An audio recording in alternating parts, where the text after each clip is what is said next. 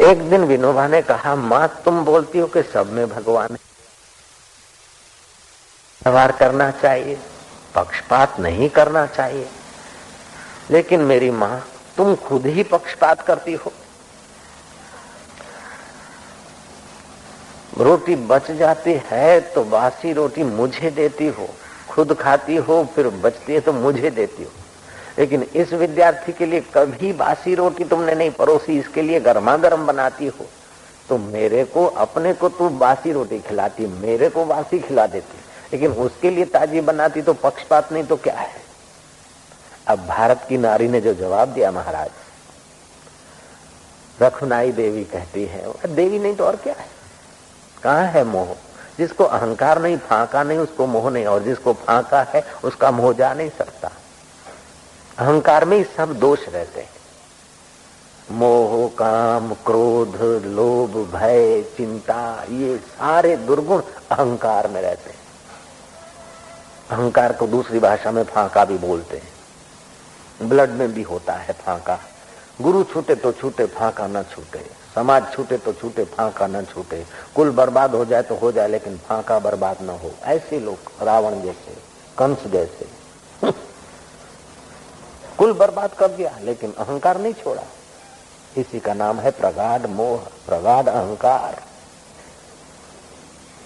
रावण को कितना चांसेस मिला था राम जी के तरफ से, कंस को कृष्ण के तरफ से कोई सताया थोड़े गया था, लेकिन कृष्ण का फांका, उसका कंस का फांका, रावण का फांका कुलों को बर्बाद कर दिया। ऐसे दादाजी के फांके ने भी कुल को बर्बाद कर दिया। तो जो दादागिरी है मन की, उसको बचाने के लिए देवी संपदा पुस्तक साधक को अच्छी तरह से आत्मसात करना चाहिए। खैर, रखुनाई कहती है कि बेटा मुझ में पक्षपात है। और पक्षपात कैसा है कि खुद बासी खाती, बेटे को बासी खिलाती, और अतिथि जो गरीब अनाथ बच्चा घर में, उसको ताजी रोटी देती।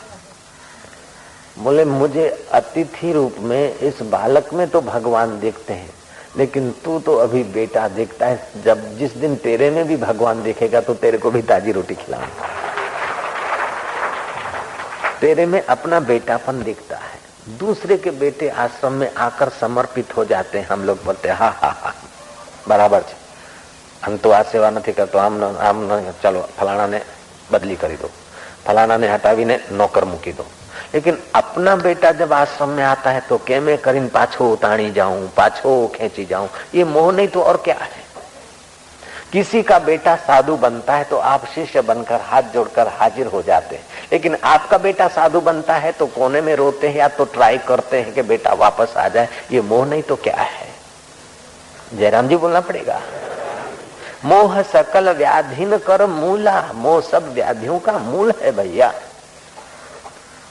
किसी का बेटा साधु बनता है तो हम उसके चरण छूते हैं, प्रणाम करते हैं, और अपना बेटा जब साधु बनने को जाता है तो माँ बाप रोता है कि मारो छोकरो भागी गयो। छोकरा अमेरिका जाता है और लेडियों के चमड़े चाटता और गंदी योनियां चाटता है, उस वक्त तो अखबार में नाम छपाते कि मारो बेटो अमेरिका गयो छे। અને પછી લેડીઓની હાથે હું કરે છે ને લેડાઓની હાથે ભણવા જતી યુવતી શું કરે છે એ બધા સમજે છતાં અમેરિકા રિટર્ન મારો લેડો ને લેડી છે। ये मोह नहीं तो और क्या है। कितनी बेवकूफी है, कितना पाश्चात्य अंधा अनुकरण है। डिस्को करना, विस्की पीना, पत्नियां बदलना, ये गंदगी आ रही, उसका तो कोई चिंतन नहीं, कोई बचाव की बात नहीं। लेकिन कोई कथा में सत्संग में जाता है, कोई युवान युवती के, अरे अभी तुम्हारी उम्र सत्संग में थोड़े, तुम तो अभी, तुम हमारे जैसा अपने आप को घिस डालो, सत्यानाश कर दो, फिर जाना। नारायण, ये मोह नहीं तो क्या है। उल्टे ज्ञान को मोह बोलते हैं। मोह सकल व्याधि न कर मूला, ताते उपजे पुनि भवशूला। जहाँ सुख नहीं है, अमरता नहीं है, धोखा ही धोखा है, वहां सुख, अमरता और सदा हम बने रहे, ये जो मान्यता है मन की, ये मोह है। जहाँ सुख है, मुक्ति है, अमरता है, वहां के लिए समय नहीं है, वहां का इतना आदर नहीं। जो प्रेम भगवान को करना चाहिए, जो प्रेम, जो समय मुक्ति के लिए लगाना चाहिए, वो समय और प्रेम हम बंधन के लिए लगा रहे हैं। ऐसा नहीं कि रोटी नहीं मिलती खाने को, रोटी तो क्या, एक आदमी कमाता 100 खाते थे। अभी तो लेडी भी कमाती, लेडा भी कमाता, फिर भी परेशानी जाती नहीं, मुसीबतें जाती नहीं। आज का आदमी ईंट चूना जुटाने में अथवा आटा दाल जुटाने में ही अपने को खपा देता है, और थोड़ा समय बचा तो राग की बातें या द्वेष की बातें चिंतन करके अपना माइंड बेच देता है। जीवन राग द्वेष के चिंतन में या आटा दाल जुटाने में ही नष्ट नहीं करना है, जीवन का बहुमूल्यवान उपयोग करना है कि अति उत्तम से उत्तम जो अपने हृदय में आनंद का खजाना है, चैतन्य का प्रसाद है, और जीवात्मा परमात्मा का सतत वो सोर्स जो है, उसको पाकर जीते जी मुक्ति पाना ही जीवन का उद्देश्य है। बचपन में, युवानी में ऐसा संग नहीं मिला, और फिर ऐसा कभी संग मिलता है, हम गुरु वाले हो जाते हैं, लेकिन गुरु के नहीं होते, होते मन के हैं। अपने मन को अच्छा लगा।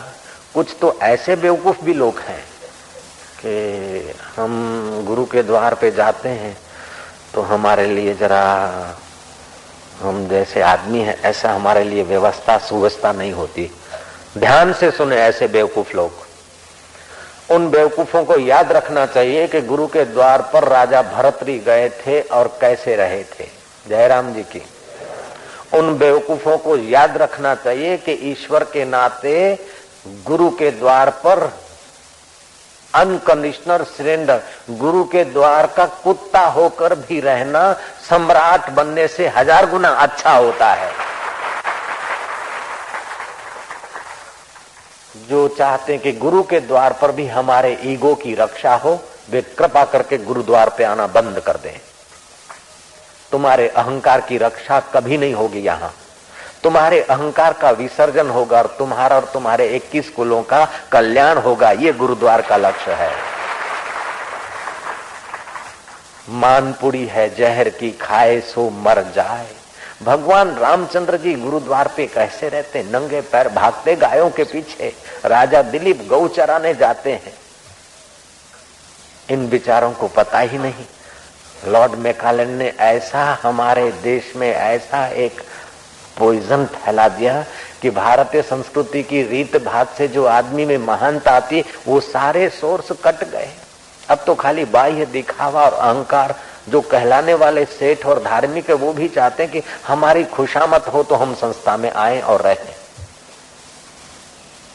उनको पता ही नहीं कि राजा दिलीप जैसा व्यक्तित्व, जिसके एक इशारे मात्र से कुबेर भंडारी बरसात कर लेता है, देवता जिसका अभिवादन करते हैं, ऐसा दिलीप राजा। रघुवंश में दिलीप राजा, रघु राजा संकेत करता और कुबेर भंडारी थर थर कांपता है, सोने मोहरों की बरसात कर देता है। ऐसा व्यक्तित्व खिला था इस संस्कृति के जवानों में, वीरों में, राजाओं में। अर्जुन सशरीर गया है, कैसी कितनी योग्यता है इस संस्कृति में। और मैकाले ने संस्कृति से विमुख कर दिया, और फिर हम लोग पढ़े ऐसे ही, तो हमारी मेंटालिटी, हमारा चिंतन, थिंकिंग हो गया कि यही जगत सब कुछ है, और यहाँ का हम जो दुकानदारी में मैनेजर मुनीम बनाकर इधर उधर करके जीते, और बड़े सेठ चापलूसों से हमारी खुशामद होती है, अथवा किसी नेता जो हमसे फंड लेना चाहते हैं, वो नेता भी हमारे घर आकर रहते हैं। 2 MP ने खुशामद कर दी, 2 MLA ने खुशामद कर दी, 100-200 आदमियों ने खुशामद कर दी, तो बुद्धू सेठ समझता कि मैं बुद्धिमान हूँ। महामूर्ख है वो, तेरे को उल्लू बनाकर पैसा लेना चाहते हैं, लेकिन सतगुरु तेरे को सत्पुरुष बनाकर साक्षात्कार कराना चाहता है। मूर्ख। तो जो लोग धन का गर्व लेकर आते हैं और धन का गर्व टिकाए रखना चाहते हैं, वो गुरुद्वार से फायदा जितना मिलना चाहिए उतना नहीं मिल पाता उनको। जो सत्ता लेकर आते और सत्ता का अहंकार टिकाकर गुरु के द्वार पर टिकना चाहते हैं, उनको वो गुरु प्रसाद नसीब नहीं होता है। ये जो भी तुम्हारे पास योग्यता है ये तो कुछ भी नहीं है। अरे इंद्र का पद भी कुछ नहीं है। ऐसा आत्म पद दिलाने वाले गुरु के आगे तू अपना अहंकार छोड़ दे और अपनी नश्वर इन सुविधाओं को और नश्वर अपनी मान्यताओं को आग लगा दे और तू सदा के लिए अमर हो जाएगा, सदा के लिए आगों से बच जाएगा। नहीं तो 84 लाख जन्मों में बार बार आग की लपटें सहनी पड़ेगी।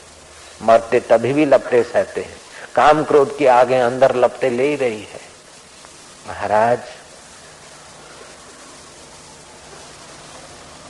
गुरु नानक प्रेम बांटते थे, आओ भगत करते हैं आरंभ में। फिर देखा कि अब लोग थोड़े समझदार हुए, गुरु नानक ने रुख बदला, ऐसा झाड़ देते कि लल्लू पंजू तो बिल्कुल दूर हो गए। यहां तक कि नानक जी को कठोर कठोर शब्द, कठोर कठोर गालियां बोलनी पड़ी।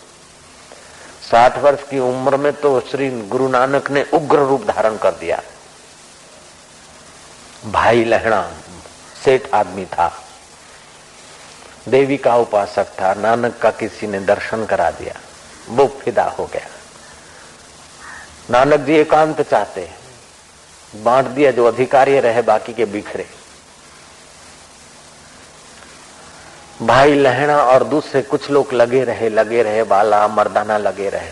नानक जी का उग्र रूप कैसा भी हो, लेकिन फिर भी सत्वचन। भाई लहणा ने ऐसी सेवा की और अपना सर्वस्व लुटा दिया और नानक जी की अंगत सेवा की। नानक जी का कार्य वो मेरा कार्य, गुरु का कार्य नहीं है तो मेरा ही कार्य है। वो समझो गुरु का अंग बन गया, गुरु का अंगत बन गया। जैसे हाथ पैर आपके अंगत चीज है, ऐसे ही वो सेठ गुरु का अंगत बन गया। गुरु ने देखा तूने मेरे लिए सब कुछ लुटा लिया तो मैं तेरे लिए लुटाने में देर क्या करूंगा, इधर आओ। कर दिया तिलक और आज से तेरा नाम लहणा, भाई लहणा। भाई माना सेठ, सुखी आदमी को, इज्जत वाले को। जैसे बिरला कहते आ तो बिरला जेवो छे એટલે पति गयो, ऐसे सिंधी जगत में, पंजाबी जगत में भाई भाई भाई साहब भी बोलते, भाई भाई लहणा को इतना समर्पित देखकर गुरु नानक ने कहा कि आप तू भाई लहणा नहीं, तू तो गुरु का अंगत हो गया। आज से तेरा नाम भाई अंगत सा है। और गुरु ने आध्यात्मिक गादी तो दे दी, लौकिक गादी भी गुरु नानक ने उसी अंगत के जिम्मे कर दी। भोय सुवाड़ू, भूखे मारू, ઉપરથી મારું માર, એટલું કરતા હરી ભજે તો કરી નાખું નિયાર। બોલે તો આટલું બધી આપણી તાકાત નથી, આપણી શક્તિ નથી। આપણે તો પોટલા બાંધો, પોટલા બાંધીને ક્યાં સુરક્ષિત જગ્યા જશો? ત્યાંય મરવાનું છે, ત્યાંય અપમાન તો સહન કરવાનું છે। और एक बार नहीं, संसार में जाएंगे तो वहां भी अपमान होता है, लेकिन वहां नश्वर चीजों के लिए होता है। और यहाँ अपमान के लिए नहीं होता है, मान की वासना मिटाने के लिए। कभी अपमान हो गया अथवा मान कम मिला तो तू फिक्र मत कर, ये मान पूरी कम मिले तो क्या, न भी मिले तो तू ऐसा प्रयत्न कर। मेरे गुरुदेव जो बाल्यकाल से सिद्धियां लेकर आए थे, गोदाम भर जाता है सीधे सामान से, जरा सा ध्यान प्रार्थना करते थे। ऐसे महापुरुष को दर दर की भिक्षा मांगनी पड़ी, रोटी का टुकड़ा नहीं मिलता था। ऐसी बात नहीं, जो संकल्प मात्र से गोदाम भर सकता है वो महापुरुष रोटी के लिए नारायण हरि करने जाए। और मेरे को संपत्ति की कमी नहीं थी, डीसा के नगरवासियों से पूछो, हम भिक्षा पात्र लेकर निकलते, नारायण हरि। अपने पास जो संपत्ति उसका भंडारा साधु संतों में गरीबों मार दिया और फिर रोटी मांगने को निकलते। हालांकि हम चाहते तो वहां रोटियों के ढेर रोज लग जाते, लेकिन अनजान जगह पे रोटी मांगने जाते और मन को बताते कि देख अब मान अपमान का कैसा असर होता है। जब आप ईश्वर प्राप्ति को महत्व दोगे, उतना ही साधन को महत्व दोगे, तो कहाँ कौन सी कमी है उसको आप निकालने को तैयार हो जाओगे, तो गुरु कृपा एकदम 303 जैसा काम करेगी, मदद करेगी। और आप अगर राजी नहीं हैं तो फिर वो शेर सिंह जैसी हालत हो जाएगी। एक लड़के का नाम था शेर सिंह, सिंह भी शेर भी दोनों मिल गए। दूसरों ने कहा तू शेर सिंह का है का, कोई निशानी तो बता, कम से कम तेरे हाथ पर शेर तो छपवा के। आप पागल, शेर सिंह नाम रख दिया। वो गया, वो ढूंढ करके मशीन चलती ना, हरा रंग बरसाती, वो अंगों पर जो नाम वाम लिखते हैं ना शरीर पर, चमड़ी पर, उस आदमी को हुआ कि मैं शेर छपवा दूं। दिया बाहा, बोले मेरी बाहा पर शेर छाप दीजिए। उस आदमी शेर छापने वाले ने उठाई अपनी मशीन, भौंका सुई। बोले क्या करता है? बोले शेर की मैं पूंछ खींचता हूँ। बोले शेर की पूंछ? आजकल तो बिना पूंछ के शेर भी तो अच्छे लगते हैं, और लेटेस्ट जमाना है, टेक्नोलॉजी ने इतना विकास किया है, तो तुम बिना पूंछ का शेर खींच लो। फिर उसने अपना आदमी मशीन में बोले क्या करते? बोले शेर की कमर बना रहा हूँ। बोले जब पूंछ नहीं तो कमर भी, पतली कमर, लटकी कमर बोलते, और पतली कमर नहीं के बराबर होती है, और नहीं करोगे तो भी क्या घाटा है, छोड़ो, कमर भी ना का करो, पूंछ भी ना का। उस आदमी ने फिर कुछ मशीन को जरा सुई भोंकी। बोले क्या करते? बोले शेर का मुंह बनाता हूँ। जब कमर नहीं और पूंछ नहीं तो मुंह भी न बने तो क्या जरूरत, क्या घाटा होता है। उनके पंजे ही बना दो शेर के। पंजे बनाए तो सुई भूंकी। बोले देखो देखो, जब मुंह नहीं है, खाने का मुंह नहीं है, तो शिकार करने के लिए पंजों की भी क्या जरूरत है, तुम ऐसे ही शेर बना दो। उस मशीन वाले ने कान पकड़ के एक थप्पड़ मार दी शेर सिंह को कि जा हिजड़ा सिंह। एक शेर छपवाने की ताकत नहीं, जरा सुई भोंकवाने की ताकत नहीं, और बनाए तू शेर सिंह नाम रख के, और शेर छपवाने आया। जब पूंछ भी नहीं चाहिए, पंजा भी नहीं चाहिए, कमर भी नहीं चाहिए, उसका मुंह भी नहीं चाहिए, तो शेर कैसे छपूं? हमारा मन ऐसा शेर सिंह तो नहीं होना चाहता है? बोलो, जरा मान अपमान सहने की तैयारी नहीं, जरा साधन भजन की तैयारी नहीं, जरा गुरु के वचनों को सत्य करके जंप मारने की तैयारी नहीं, जरा शास्त्र के वचनों को चिपकने की तैयारी नहीं, और आप सदा सुख चाहते हैं तो शेर सिंह जैसा हाल होता है।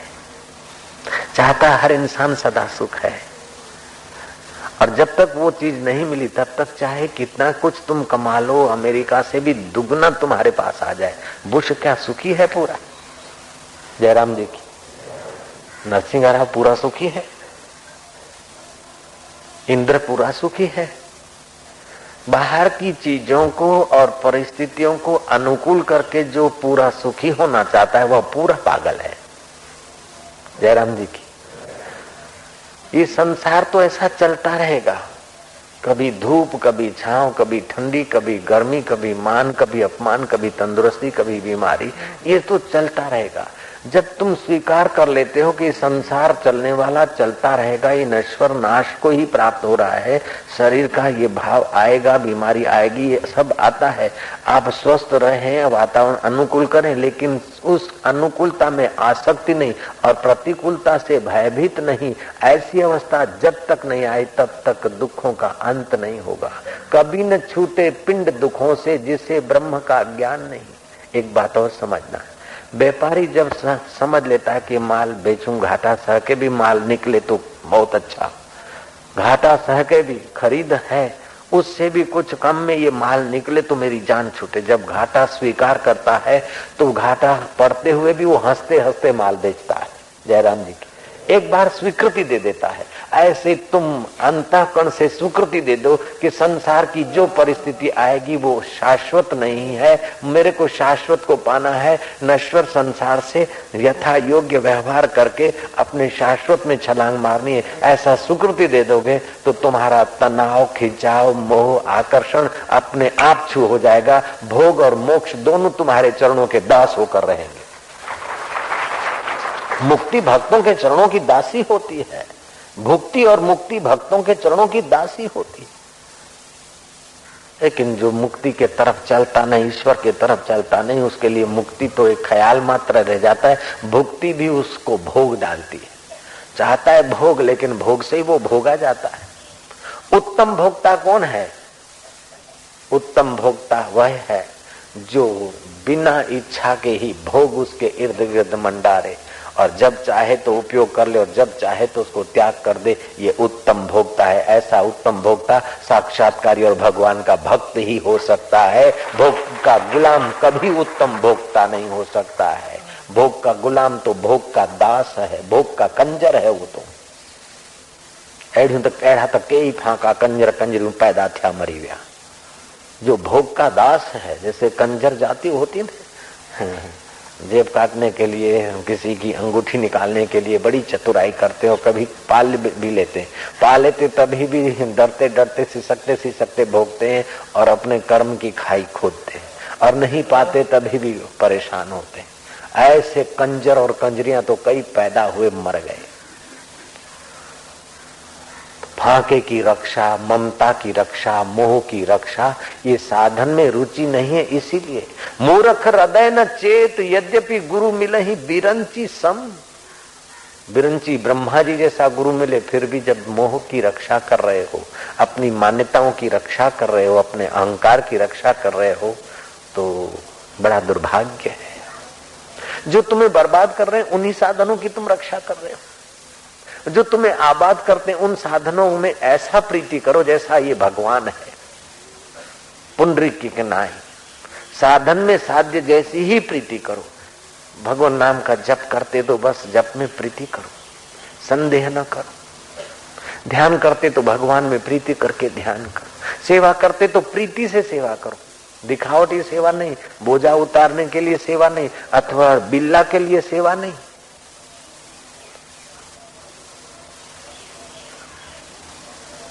अथवा अहंकार दिखाने के लिए मैनेजमेंट वाला सेवक बड़ा कुर्सी डाल के बैठा है, केम से शू करो तेम करो। नहीं नहीं, सेवा करो तो बिल्कुल सेवक हो जाओ। शबरी की नाई, एकलव्य एकनाथ की नाई, पूरनपुरा की नाई।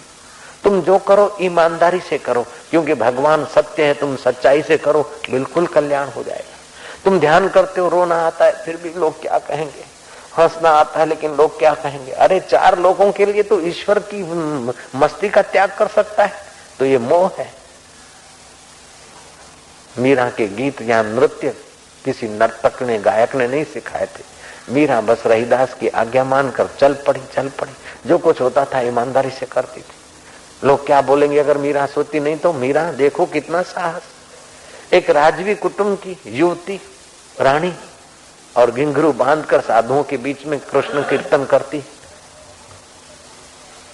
आदमी की भी इतनी हिम्मत नहीं, बोलो समिति ने इतनी हिम्मत नहीं जितनी मीराए करी। मीरा तो स्त्री थी, अब तो पुरुष है जयराम जी की। तो हमने अपने मैं को, अपने नश्वर देह को मैं माना और इसको इंपॉर्टेंस दिया। नश्वर जगत की चतुराई को सर्वस्व माना, इसको इंपॉर्टेंस दिया, इसलिए हम धोखा खाते। ईश्वर पाना कठिन नहीं है, पूरा जीवन पाना कठिन नहीं है, जीसस होना कठिन नहीं है, बुद्ध होना कठिन नहीं है, रामतीर्थ होना कठिन नहीं है, समर्थ रामदास होना कठिन नहीं, कबीर होना कठिन नहीं, मदालसा स्वयं प्रभा और सुलभा की अनुभूति पाना कठिन नहीं है। लेकिन इन शत्रुओं से बचना कठिन लगता है, क्योंकि इन शत्रुओं को हम खुद पोष रहे हैं, खुद सत्ता दे रहे हैं। मोह को हम पोषते हैं, अहंकार को हम पोषते हैं, उसकी सुरक्षा चाहते हैं, इसीलिए मुसीबत हो रही है। एक मरणियों सोने भारे, एक आदमी मरने को निकलता तो 100 आदमी को भारी हो जाता है। ऐसे तुम आज से पक्का कर लो कि ईश्वर साक्षात्कार करना है, चाहे कुछ भी हो। परमेश्वर ही सर्वोपरि है, आत्मा परमात्मा ही सर्वोपरि है। और जो परमात्मा सर्वोपरि और लग जाएगा तो जिसको परमात्मा मिल जाता है उसके लिए तो इस लोक का तो क्या 14 लोकों का भोग उसके लिए तो दास बनकर पीछे पीछे घूमता है। एक साधे सब सधे, सब साधे सब जाए। उस एक में प्रीति करो, बाकी सब सध जाएगा। और सबको संभालते संभालते एक का त्याग कर दिया तो सब भी तुम्हारा दुश्मन हो जाएगा। बुढ़ापे में तो शरीर भी दुश्मन हो जाता है। ईश्वर को छोड़कर जो तुमने मित्रों को पाला, मित्रों से धोखा खाओगे, बिल्कुल पक्का समझ लेना। ईश्वर को छोड़कर माइयों ने सहेलियों का पालन पोषण करा, खुशामद की और एक दूसरे की चमची बन गई, वहां उनको धोखा मिलेगा। दुख मिलेगा। ये प्रकृति का अकाट्य नियम है। जो प्रेम भगवान को करना चाहिए वो प्रेम अगर तुमने अहंकार को किया तो जरूर तुम कुछ ले जाओगे। जो प्रेम परमेश्वर को करना चाहिए वो प्रेम अगर तुमने पद और प्रतिष्ठा को किया तो जरूर अशांति तुम्हारे अंतःकरण को जलाएगी। जो भरोसा भगवान पे करना चाहिए वो भरोसा अगर रुपयों पर अथवा सत्ता पर किया तो वहां से जरूर धोखा मिलेगा। जो भरोसा परमेश्वर के जो जीवन परमेश्वर के नाते होना चाहिए वो जीवन अगर नश्वर वस्तुओं को इकट्ठा करने में लगाया तो ये नश्वर वस्तुओं की चिंता के बोझ से तुम्हारा अंतःकरण दब जाएगा। बिल्कुल पक्की बात है। लाखों करोड़ों लोगों के अंतःकरण दबे हुए, हंसने का पूरा सामान है फिर भी आदमी रोता है, मुक्त होने का पूरा सामान है फिर भी आदमी बंधन में जकड़ा है। क्यों बंधन में जकड़ा है? कि उल्टा ज्ञान है। उल्टे ज्ञान को शास्त्र ने कहा मोह, मोह सकल व्याधि न कर मूला। ईश्वर पाने के लिए समय ज्यादा नहीं चाहिए, तुम्हारे पास जो समय पर्याप्त है। लेकिन ईश्वर से विपरीत जाने का फिर काम करते, 1-2 घंटा साधन भजन करते हैं, ईश्वर के रास्ते चलते हैं, तो 22 घंटा फिर नश्वर को इंपॉर्टेंस देते हैं। तो साधन भजन की जो मस्ती और योग्यता है उसको बिखेरने में ही हम लग जाते।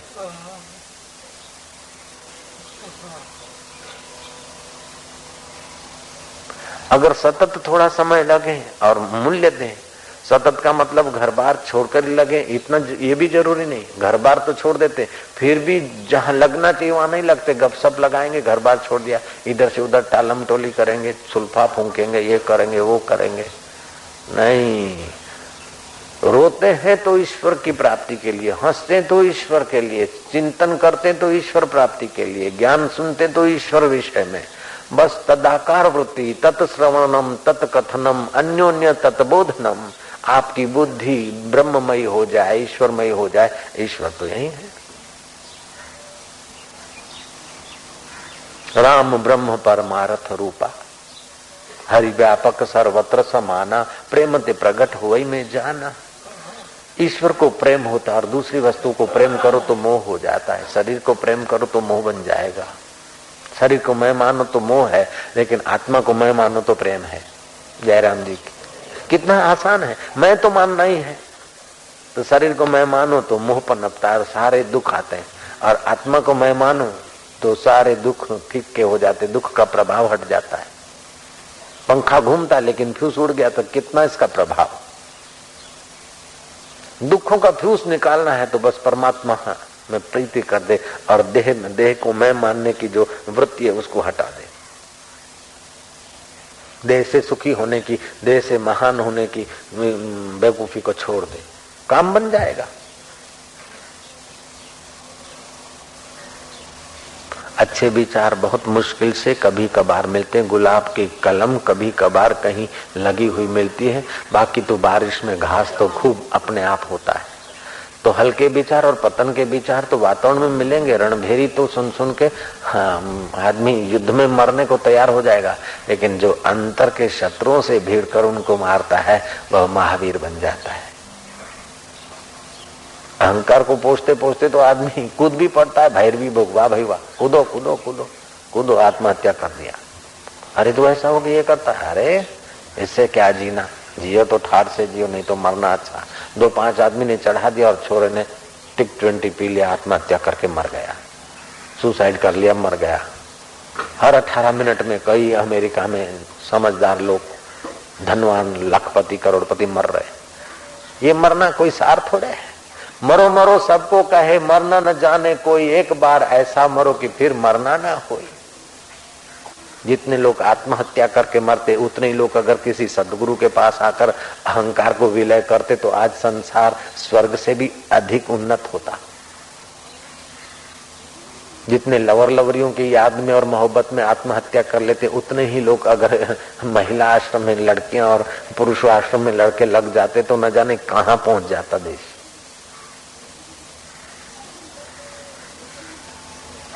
मैं छोटी कहानी का सुनाकर पूरी करता हूं कथा। भोजू गया काशी पढ़ने को। काशी पढ़ने को गया काशी का विद्वान आचार्य भोजू के गांव पहुंचा 1.5 साल के बाद। भोजू के बाप ने पूछा कि मेरा बेटा पढ़ता है, खाता पीता है, मनी ऑर्डर भेजता हूँ छुड़वाता है, कपड़े लगते पहनता है, अच्छे मौज में रहता है? बोले खाता भी है, पानी पीता भी है, कपड़े भी पहनता है, मनी ऑर्डर भी छुड़वाता है, बफ गुलाब भी बनाता है, सब करता है, सब ठीक है, खाली 2 बात की कमी है। भोजू का बाप अपनी पीठ थापता है, आखिर तो मैं मेरा बेटा है। बोले 2 बात की क्या कमी है? बोले अपनी उसको अक्कल नहीं और हमारी बात मानता नहीं। हमारे लिए तो गुरु ने आश्रम बनाया है। तुम अपने आप में जग जाओ, तुम महान हो जाओ। इसीलिए गुरु कहीं हड़काया कुतराए कड़ू नहीं कि बधाने बढ़वा दे। गुरु अगर कभी डांटते हैं तो तुम्हारे बेवकूफी को डांटते, तुम्हारे दोषों को डांटते, तुम्हारी तो हर रोज महिमा गाते गुरु, तुम्हारी तो प्रशंसा करते हैं। तुम्हारे लिए तो गुरु ने आश्रम बनाया है। तुम अपने आप में जग जाओ, तुम महान हो जाओ, इसीलिए तो गुरु ने आश्रम बनाया। वो जमाना था कि लोग आश्रम बनाते और गुरु कभी कभार आते, संकेत करते, अथवा घर बार छोड़कर गुरुओं के वन में जाते और गुरु के वहां व्यवस्था करते और गुरु से था। अब तो गुरु पंखा मंगवाए, गुरु लाइट लगवाए, गुरु मीटर बदलवाए, गुरु ये करवाए, गुरु ये करवाए। रात को गुरु ऑडिट करे के चेला भैया ठीक से है कि नहीं। जयराम जी की इंटरकॉम से पूछे कि रसोई वसोई क्या बना, कैसा बना, खट्टा खारा ज्यादा तो नहीं, कंकड़ी बंकड़ी तो नहीं आती, चेक करो, ये करो। इतना इतना गुरु ख्याल करते, फिर तुमको डांटते तो कोई तुम्हारे दुश्मन थोड़े हैं। जयराम जी की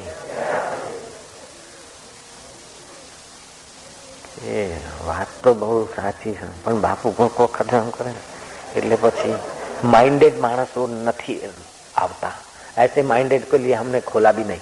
जयराम जी, ऐसे माइंडेड आदमी जाओ, लेडियां बुला रही है, क्लब बुला रहा है, उधर ही जाओ। गुंदलो पीर ध्यान सा बुधे कि जरा ऐसा वैसा होता है ना, इसलिए माइंडेड आदमी नहीं आते। माइंडेड आदमी को अहंकार का भूत लगा है, उसलिए नहीं टिकते। राजा जनक जैसा माइंडेड कौन था? भरतरी जैसा माइंडेड भिक्षामदेही करता है। हम क्या उन माइंडेड आदमियों से क्या कम थे क्या कि हम गुरु के द्वार पर बर्तन मांजते, अंगुलियों में से खून निकल जाता। बाजार में सब्जी खरीदने जाते 2 रुपये की, यहाँ हजारों लाखों रुपए का व्यापार करते, लेकिन गुरुद्वार की 2 रुपये की सब्जी खरीदने जाते, 1.5 मील चल के जाते, 1.5 मील चल के आते। नैनीताल की बाजार से लेने जाना पड़ता था, नैनीताल के जंगल में रहते थे, 1.5-2 मील चलना पड़ता था। तो जो माइंडेड आदमी अपने को समझते हैं, उनके माइंड का इलाज होना चाहिए। जयराम जी की। और हम इलाज नहीं करें, खुद ही इलाज करें कि तुम जिस बात में चतुर हो अथवा जो चीजें पाकर तुम सुखी होना चाहते हो, तुम सुखी हुए कि रोते रहे, और तुम्हारा रोना किसने मिटाया? जयराम जी की। हे माइंडेड आदमी, तुम्हारा रोना किसने मिटाया? तुम्हारा पाप ताप मिटाकर तुम्हें अमर पद किसने दिखाया? संतों ने, शास्त्रों ने, गुरवाणी ने दिखाया कि डिस्को वालों ने दिखाया कि परदेसी चकाचौंध ने दिखाया? चरण साध के धो धो पी, अल्प साध को अपना जी। गुरवाणी में आता है कि हम गुरु ग्रंथ साहब पढ़ते हैं तो ये वाणी भूल गए। तो जब तक हमारा साध्य और साधन में प्रेम तीव्र नहीं होता, तब तक थोड़ी सी प्रतिकूलता अथवा थोड़ा सा मन अपमान आएगा, साधन ढंग, श्रद्धा ढंग। ऐसा आदमी 2-5% चला तो बहुत हो गया। जयराम जी की। ऐसे आदमी को भी फायदा तो होता ही है, जितना भी चला, 2% भी चला तभी भी बहुत हो गया उसके लिए, बेचारे के लिए। नारायण नारायण नारायण नारायण। जिस दिन भगवान में और गुरु में दोष दिखने लग जाए, समझ लेना उस दिन तुम्हारा शैतान जोर में है। जयराम जी की। अहंकार, फाका, ईगो अथवा अपना ऐहिक अहंकार ज्ञान जोर में है, बड़ा स्वस्थ है, तुम्हें पटक देगा। और जिस दिन अपना दोष या अपने इतने दिन बीता और बेवकूफी में चले गए और अंतःकरण पूर्वक मानता है कि अरे मेरी चतुराई, मेरी समझ मेरे को धोखा देती है। शास्त्र, गुरु और भगवान ही ठीक है। उस दिन समझो कि तुम्हारा दैवत्व जगा है। उस दिन तुम्हारा उत्तरायण है, देव जागरण दिन है। शास्त्र, भगवान और गुरु में प्रीति कम हो और दोष दिखे तो समझ लो कि भविष्य में मुसीबत आने वाला है। जयराम जी की अशांति घर बैठे मिलने वाली है, बिल्कुल पक्की बात। और गुरु में दोष दर्शन न दिखे और गुरु चाहे तुम दोष देखो, ऐसा आचरण भी करे, फिर भी तुमको लगे क्या हाँ कितने दयालु हैं। जैसे कृष्ण के पास गए सुदामा जी सारी अपनी गरीबी और कंगालियत का बयान कर दिया। श्री कृष्ण ने दुशाला उड़ाया, लेकिन लौटते समय दुशाला भी छीन लिया कृष्ण ने, कुछ दिया नहीं। और सुदामा कहता कि भगवान कितने दयालु हैं, मुझ गरीब मित्र पर कलंक न लगे कि ये अमीर मित्र से कुछ लिए जा रहा है, इसलिए भगवान ने जो कपड़ा उड़ाया था वो भी मेरा वापस छीन लिया। भगवान कितने दयालु हैं। समझ लो ऐसा आदमी भगवान को पाने में उसी समय सफल हो गया। और जब घर पहुंचे हैं तो सुशीला जो कंगली जिंदगी बिताती थी, एक ही साड़ी, उसी साड़ी में नहाती और अपने अंग पर ही सुखाती, साड़ी बदलने के लिए एक चिथरा नहीं था, ऐसी गरीबी में जीने वाली। फिर भी सुदामा को कभी नहीं हुआ कि भगवान हम इतना भजन करते तू ये करता है। जो संसार की चीज के लिए भगवान को या गुरु को चिल्लाता है या कहता है, वो तो मानो भगवान और गुरु का अपमान करता है। सम्राट तुझे परम पद दे रहा है और तू चवन्नी मांग रहा है। सुदामा की इच्छा नहीं होती थी मांगने की, लेकिन पत्नी ने सिर खपाया, गए। और जब लौट के आए देखा कि जो कंगालियत से जीने वाली सुशीला थी वह महारानी बनी बैठी और महल में। ये कैसे हुआ? बोले तुमने प्रार्थना की होगी, श्री कृष्ण के संकल्प से रिद्धि सिद्धियों ने सब बना दिया। सुदामा कहते कि भगवान कितने दयालु हैं। दुशाला छीन लिया तो सुदामा ये पॉइंट सोचता कि भगवान कितने दयालु है, गरीब मित्र छीन के जा रहा है, लेके जा रहा है, इस कलंक से बचाने के लिए भगवान ने दुशाला ले लिया। जब सारी सुविधाओं खड़ी कर दी तो सुदामा कहता कि भगवान कितने दयालु है कि मेरा भक्त ध्यान भजन से कहीं चलित न हो जाए, इसलिए सारी सुविधाएं दे दी। तेरे फूलों से भी प्यार, तेरे कांटों से भी प्यार, चाहे सुख दे चाहे दुख दे, हमें दोनों है स्वीकार। जब व्यापारी घाटा स्वीकार करके माल बेचता है तो हंसते हंसते बेचता है। जयराम जी, ऐसे तू अपमान स्वीकार करके चलना चाहेगा तो अपमान में भी तुझे हंसी आएगी और मान में भी हंसी आएगी। लेकिन मने मान मोड़े અને મારું ઘસાતું કદી ના થાય તો પેલો યમદૂત 84 લાખ જન્મો સુધી ઘસતો જશે, એનું હું કરીશ દીકરા? मेरे को तो मान मिले, मुंहिंजी तो वाहवाही थे, सदाई मुखे भाई नहीं माण्हू जी अॻियां मां पंहिंजो बस वॾो माण्हू ॾिसजां, पर घणनि ॼणनि जो मिजमान है। योग तो यार याद कर, अपनी बड़प्पन दिखाने की आदत जब गहरी हो जाती है तो आदमी सच्ची बड़प्पन का कतलाम करने में भी देर नहीं करता। सच्ची बड़प्पन सतगुरु के द्वार पर ही मिल सकती है और जगह जो बड़प्पन मिलती है सिवाय धोखे के और कुछ भी नहीं है, इंद्रियों का धोखा है। देखो राजा भरतरी को कैसी बड़प्पन मिल गई, जनक को कैसी बड़प्पन मिल गई, शबरी भीलन को कितनी ऊंची बड़प्पन मिल गई। नहीं तो शबरी भीलन की क्या दशा रही होगी आश्रम में, कल्पना भी नहीं कर सकते हम। भील जाति की, स्त्री जाति की छ, उसके उठाए हुए लकड़ी भी हवन में नहीं लगाई जा सकती, ऐसा माहौल था उस समय। कितना उसने सहा होगा और डटी रही, कैसा बड़पन मिला। जरा थोड़ो चो तो कि हाँ तपाण करियूं मालाऊं घट, तो ऐसे आदमी की तरक्की होना बड़ा कठिन। जिसको हर स्थिति में धन्यवाद दिखता है, ईश्वर और गुरु की कृपा के दर्शन होते हैं, उसके लिए ईश्वर की कृपा और गुरु की कृपा बेपर्दे हो जाती है।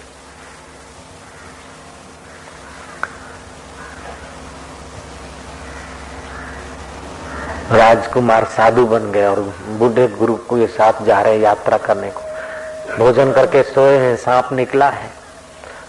बूढ़े साधु जग गए, जवान साधु शिष्य सोया है।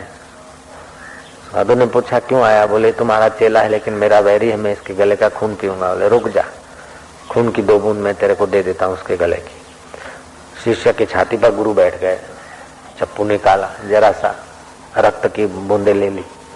शिष्य की आंख खुली, फिर देखा कि गुरुजी के हाथ में छुरी है और गुरुजी बैठे। निश्चिंत होकर सो गया। गुरुजी ने हंसराज बूटी लगा दी, हाथ घुमा दिया, नींद आ गई। संध्या हो गई। गुरु ने देखा कि अब ये खतरे की जगह सोना ठीक नहीं, उठो बेटा, तेरी थकान रात्रि की नींद में मिटेगा, उठो, अब संध्या हो गई। गुरु चेला जा रहे हैं। उस भूतपूर्व राजकुमार अभी जो साधु बन गया है, गुरु पूछते हैं कि बेटा कुछ पूछना है तो पूछ। बोले गुरुजी कुछ नहीं पूछ। कोई शंका है तो पूछ। मैं तेरी छाती पे बैठा था चक्कू लेकर, तेरी आंख खुल गई थी। बोले हाँ, तो कुछ पूछना है? बोले नहीं नहीं, जब मैं गुरु को अर्पण कर दिया तो गुरु जी जो करेंगे भले के लिए करेंगे। लाखों बार मर गया, एक बार गुरु के हाथ से मर गया तो घाटा क्या पड़ेगा। गुरु ने कहा बेटा तेरा प्रारब्ध योग था, सांप तेरे गले का खून पीने आया था, मैंने उसको रोका। उसने बोला अभी रुक जाऊंगा तो दूसरे जन्म में लूंगा, इसलिए मैंने उसको तेरे रक्त की बूंद। शिष्य रोने लगा कि मेरा समर्पण कम है, इसलिए गुरु को अभी मुझे समझाना पड़ता कि ये कारण था। नहीं तो जब हाथ गुरु का होता है तो हाथ से थोड़े पूछता है। गुरुजी का अंग, मैं अभी गुरुजी का अंगत नहीं बना शायद, इसीलिए गुरुजी ने मेरे को कहीं संदेह न हो जाए, इसलिए गुरु ने मेरे आगे वर्णन किया। गुरुजी मैं आपका अंगत हो जाऊं। गुरु ने कहा बेटा हो जाऊंगा नहीं, हो गया तू। जयराम जी निहाल हो गया, देर नहीं होती। આપણે તો છૂંદણું છૂંદાવવું છે, શેર છપાવું છે, પણ છૂંદણાની સોય ભોંકાવી નથી. બોલો જય શ્રી કૃષ્ણ. છૂંદણું છૂંદાવવું છે, સિંહ બનાવવું છે, પણ સોય ભોંકાવી નથી. વિના સોયનો સિંહ કરી દો. એ વખતે સ્ટીકર નહોતા, અત્યારે સ્ટીકર ચોડી દીધે તો કામ ચાલી જાય. હો जयराम जी, सिंह का स्टिकर नहीं रहा होगा, नहीं तो स्टिकर लगा सकते थे. नारायण ये उपाय खोजवो જોઈએ. नारायण नारायण. फिर भी आप लोग बहुत भाग्यशाली हैं कि इतना घंटे बैठ सकते हैं, इतना सुन सकते हैं. भाई परीक्षा तो हो, जितना आगे बढ़ेगा उतना कड़क पेपर आएगा, और आगे बढ़ने से जो कतराता है, कड़क पेपर से जो कतराता है वो आगे बढ़ने से भी रह जाता है. जयराम जी की नारायण नारायण नारायण. उनको बहुत डर लगता मिले ऐसा खूब ध्यान रखते थे. गुरुजी मौका खोजते तो प्राय मिलता नहीं, फिर भी गुरुदेव ऐसा मौका बना लेते कि ऐसा डांटते. अब गुरुजी आए आबू में, माउंट आबू में, हम रहते थे डीसा सिद्धपुर में. शिवलाल को मैंने बताया कि गुरुजी आए, चलो. शिवलाल दूसरे साधक 2 जीप कार करके भागे गुरुजी के दर्शन करने. गुरु ने देखा आशाराम है क्या, इधर आओ. जल नीति करते थे, रख दिया. ये तो नकल है, ये तो नकल है. बस फिर तो जोश शुरू हुआ. गुरु की कृपा, ऐसा गुरुजी ने ततड़ाया, ऐसा ततड़ाया कि शिवलाल को मेरे गुरुदेव के प्रति वैराग्य हो गया कि एमना तो कहीं दर्शन कराता हशे. शिवलाल जिंदे हैं, भगवान लंबी आयुष्य दे. शिवलाल को नफरत हो गई थी कि कोई कारण नहीं, और इतना अपने भक्तों के बीच, और बापू इतना काम कर रहे हैं और फिर भी कोई कारण, कोई ऐसे ही इतना डांटना. फिर बार बार मेरे तरफ देखे शिवलाल के मोढ़ा ऊपर करचली पड़ी न थी, और बिल्कुल उसी उत्साह से सेवाई. बापू ने एवा लीधा, एटला लीधा, एवा लीधा कि हजी सुधी शिवलाल याद राखे तो पाछो वैराग्य आवी जाए. लेकिन शिवलाल को फिर पता चला कि सुनार अगर दया करता है तो सोने में से गहना पूरा नहीं बनता है. कुम्हार अगर मिट्टी पे दया करे तो मिट्टी मिट्टी रह जाती, घड़ा नहीं बनता. शिल्पी अगर पत्थर पर दया करे तो पत्थर की मूर्ति से भगवान नहीं बनता. ऐसे गुरुदेव अगर दिखावटी ये दया रखे, जैसे माँ बाप दया रखते, ऐसी गुरु दया रखे तो जीव में से ब्रह्म नहीं होता है.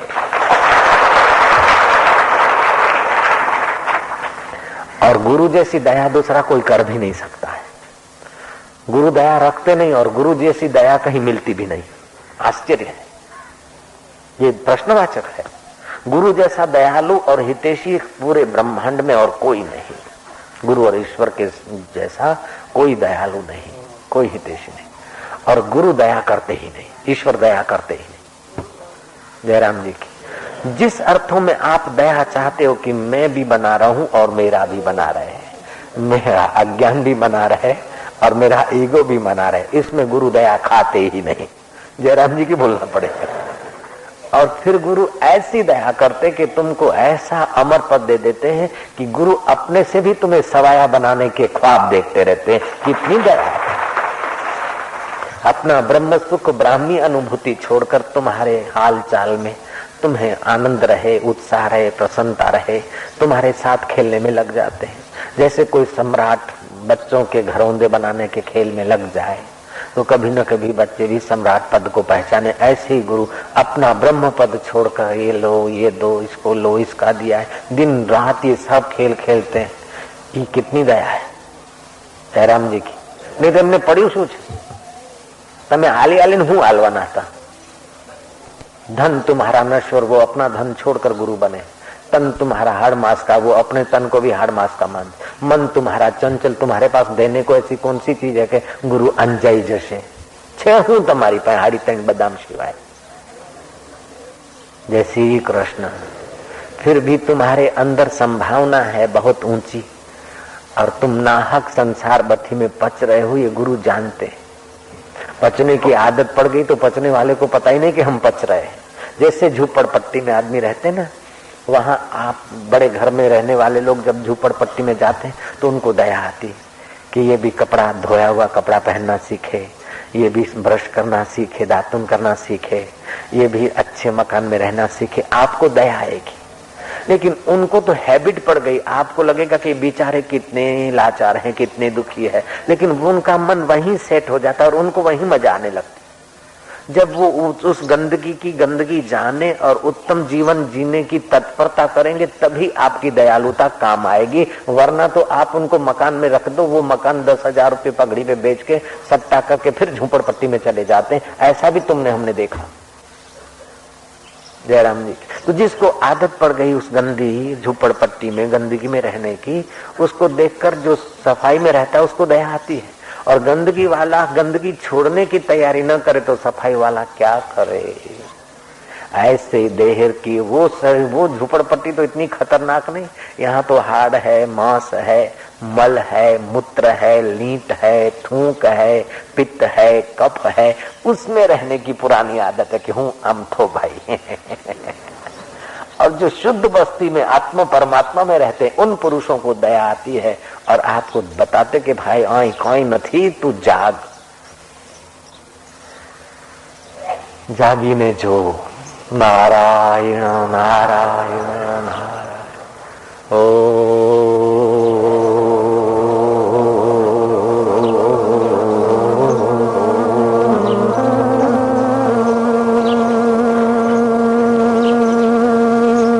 तुलसी के पत्ते बांटने की तैयारी।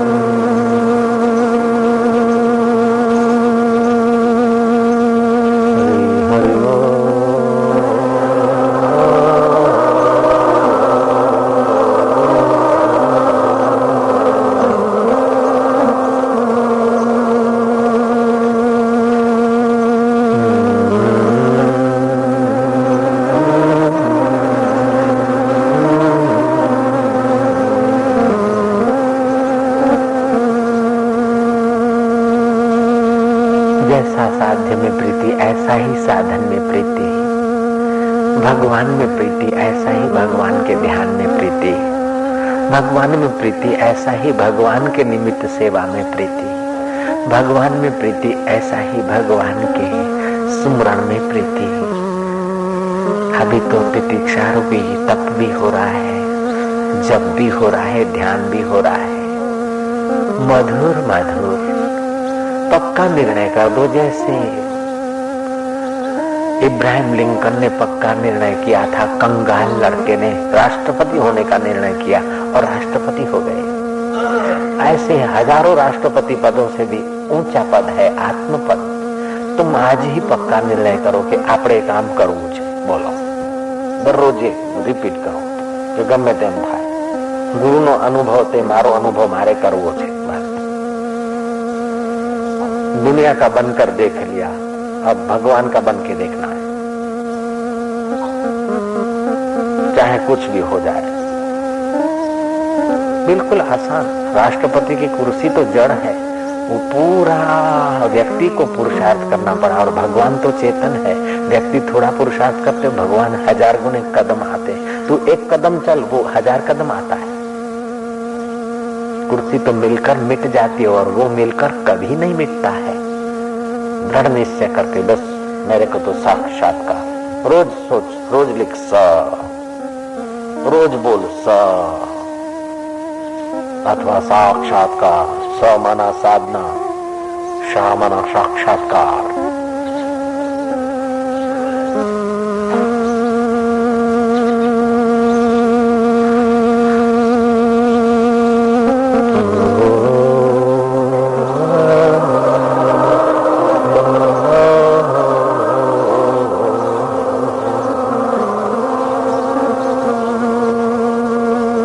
उसे स्नेह करो।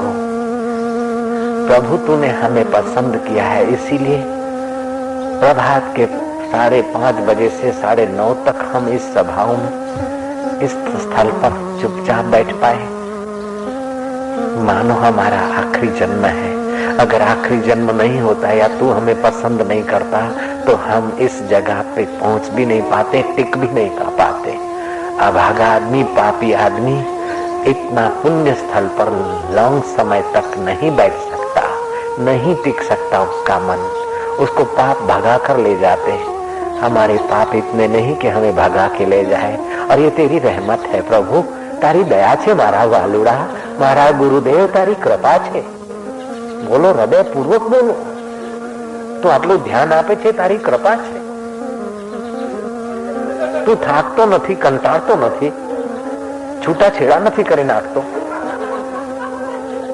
બહેરા છૂટાછેડા કરી દે, આદમી છૂટાછેડા કરી દે, પણ ગુરુ છૂટો છેડો જ નથી છોડતો।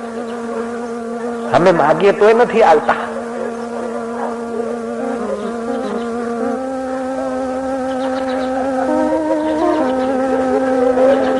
भगवान हमको नहीं छोड़ते और सदगुरु नहीं छोड़ते और धर्म हमें नहीं छोड़ता, बाकी सब लोग छोड़ देते। दोस्त भी छोड़ देते हैं, लेडी लेडा भी छोड़ देते। भगवान हमको नहीं छोड़ता, गुरु नहीं छोड़ता और धर्म नहीं छोड़ता। जो तुम्हें नहीं छोड़ते उनको तुम कभी छोड़ने की कोशिश मत करो, बेवकूफी न करना। हे भगवान, तू हमें कभी नहीं छोड़ता तो हम भी तुझे कभी न छोड़े। हे गुरु, तू हमें कभी नहीं छोड़ता तो हम तेरे साधन को और तेरे कृपा को कभी न छोड़े। हमें फाका और मोह कई बार दूर ले जाता है, छुड़वा देता है, लेकिन फिर तू संभालता है। हे मारा वालुड़ा, हे मारा इष्ट देव, हे मारा तारणहार, मारी नावड़ी दरियामां डोले गुरुजी। બંને બાજુ દહીં દૂધમાં પગ રાખવાની નાવડી મારી છે, મારી નાવડી દરિયામાં ડોલે ગુરુજી। ભવસાગર થી તારજો રે, એમાં મમતાના મગર છે મોટા, નથી પડતા એ મુજથી વિખૂટા। મને પકડ્યો છે જબરા જોરે ગુરુજી, ભવસાગર થી તારજો। કોઈ વખતે મોહ તો કોઈ વખતે અહંકાર મને મૂંઝવે છે, કોઈ વખતે સુવિધાઓ મને સતાવે છે, તો કોઈ વખતે પોતાનું દોઢડા પણ મને દગો દે છે, કોઈ વખતે પારકી પંચાયત મને પરેશાન કરે છે, તો કોઈ વખતે સાધનાનો અહમ પાંગરીને મને દગો દે છે। કોઈ વખતે સ્વાર્થી ભાવ મને તારા સ્નેહથી વંચિત કરે છે, તો કોઈ વખતે અહંકારી ભાવ મને ઓગળી જાય છે, ઓગાળી દે છે. મારા વાલુડા,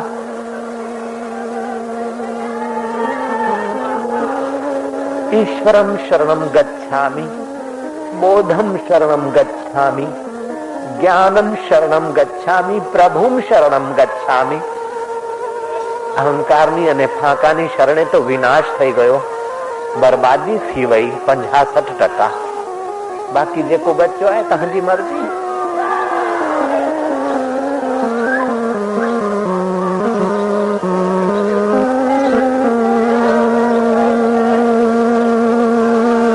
लाखों लाखों जन्म हमने मन के विकारों में बर्बाद कर दिए हैं, मन की मान्यताओं में इस जिंदगी को भी खपा रहे हैं.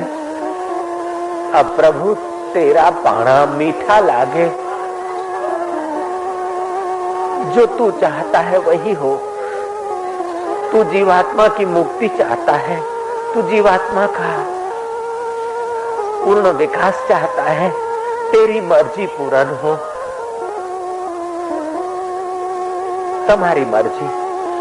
हे मारा गुरुदेव तमारी मर्जी, हे मारा इष्ट देव तमारी मर्जी, मारी मर्जी नहीं. મારી મરજી તો મને ઘણી વાર માર ખવડાવ્યો, મારી મરજીએ તો મને જન્મ મૃત્યુમાં ધકેલ્યો, મારી મરજીએ તો મને મૃત્યુની શરણે 84 લાખ જન્મમાં ધકેલ્યો. હવે તારી મરજી પૂર્ણ હો મારા ગુરુદેવ, મારા આત્મદેવ, મારા ઈષ્ટ દેવ.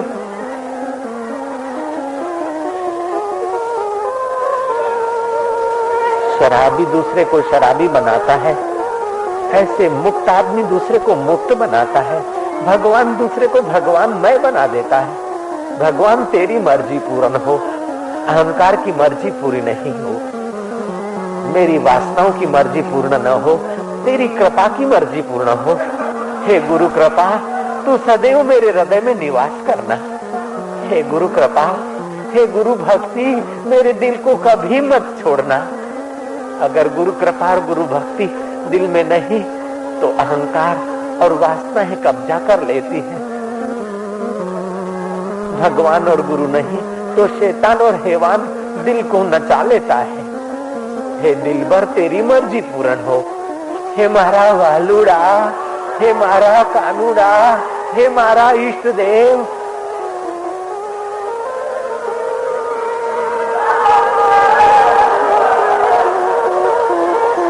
मैं ईमानदारी से प्रार्थना कर दूं, ये भी तू दया करना. ईमानदारी से तेरी कृपा को समझ सकूं, इतनी भी ईमानदारी नहीं रही फाके में. अब तू कृपा कर प्रभु.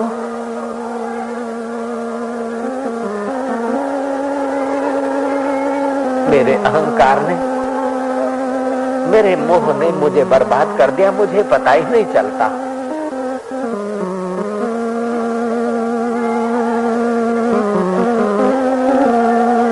तेरी मर्जी पूर्ण हो.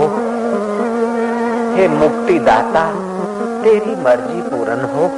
हे भक्ति दाता तेरी मर्जी पूर्ण हो. हे विश्व का दाता तेरी मर्जी पूर्ण हो. हे मारा वालुड़ा, हे मारा तारणहार, हे मारा परमेश्वर, तू हाथ झालजे, તું મારી બોચી પકડજે, મને છોડી દેતો નહીં. મારા અહંકારના હવાલે મને છોડી દેતો નહીં, મારી ચતુરાઈના હવાલે મને છોડી દેતો નહીં. મારા વાલા, તું તારી કૃપાની દોર મજબૂત કરજે મારા દેવ, મારી શ્રદ્ધાની દોર પાકી કરજે મારા પ્રભુ.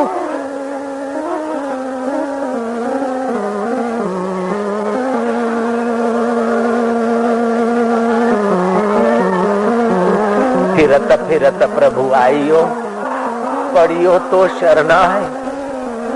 साधक की प्रभु बेनती तू अपनी भक्ति लाए. शरीर की भक्ति तो बहुत जन्मों तक किया, कोई शरीर साथ में नहीं रहा.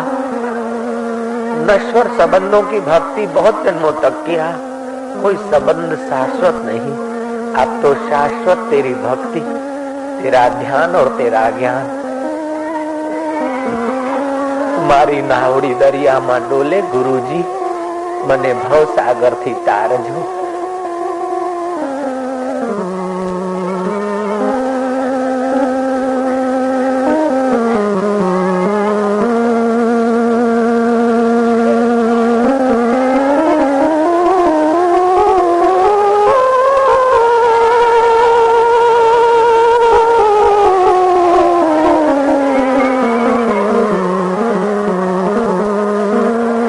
बरस रही है उस परमेश्वर की कृपा।